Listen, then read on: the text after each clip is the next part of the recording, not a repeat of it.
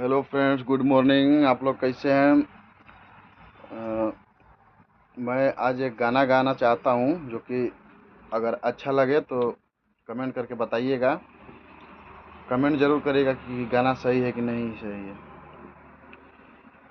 तो राह चलिला तो टोकेला सोनार राजा जी, राह चलिला तो टोकेला सोनार राजा जी, त काहे नथिया गढ़वल उधार राजा जी, काहे नथिया गढ़वल उधार सैया जी।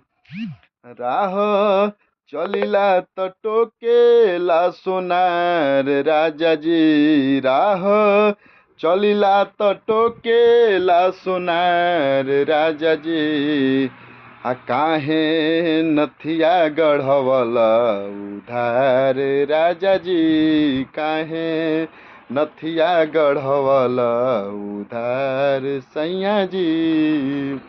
हेलो फ्रेंड्स, अगर ये गाना अच्छा लगे तो कमेंट में ज़रूर बताइएगा कि फिर से मैं अगला गाना गाने का प्रयास करूं। धन्यवाद।